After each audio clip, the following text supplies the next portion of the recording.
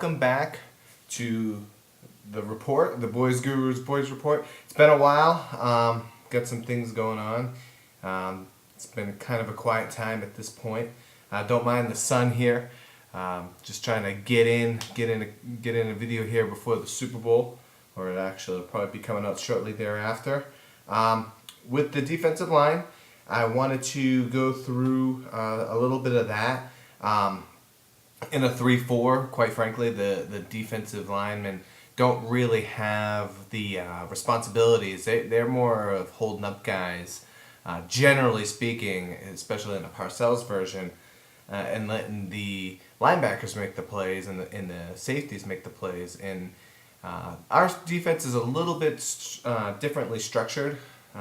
It's a lot more upfield, different gaps being penetrated to get tackles. So Ratliff is increasingly becoming one of my favorite Cowboys. 51 tackles, 8 sacks out of the nose tackle position. A lot of those tackles were behind the line of scrimmage.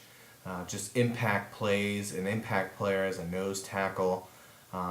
Undersized, doesn't matter where you put him as an end. He started out there, he was an impact guy. They moved him to nose tackle. Just a phenomenal player. Canty had a good year. Spears, believe it or not, had a pretty good year as well.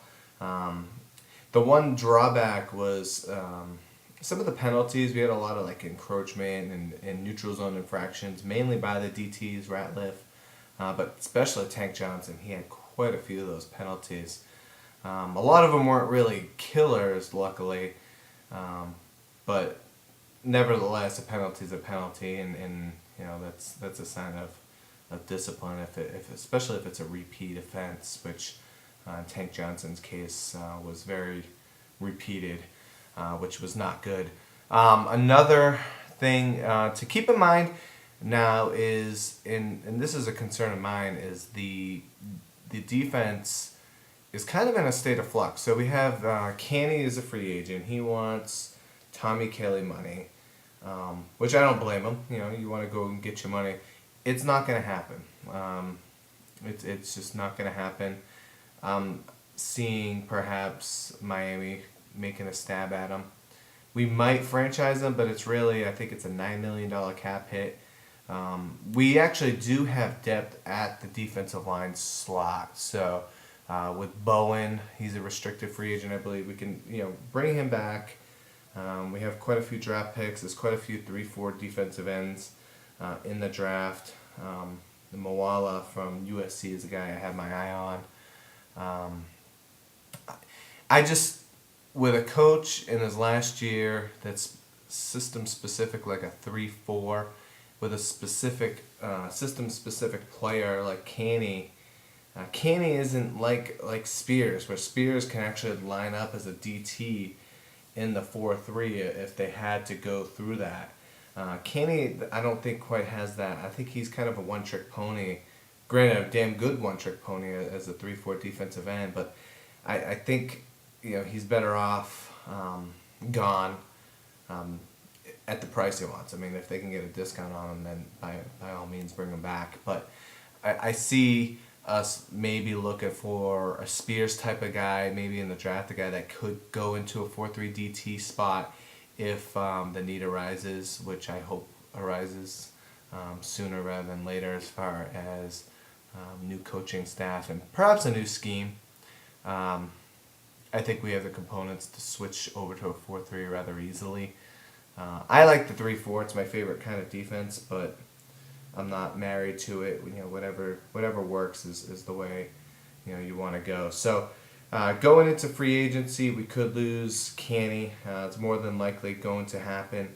I expect us to maybe draft one on the 3rd or 4th round. I think we have multiple picks there. Actually, we had multiple 3rd rounders, but of course we gave one away for next to nothing.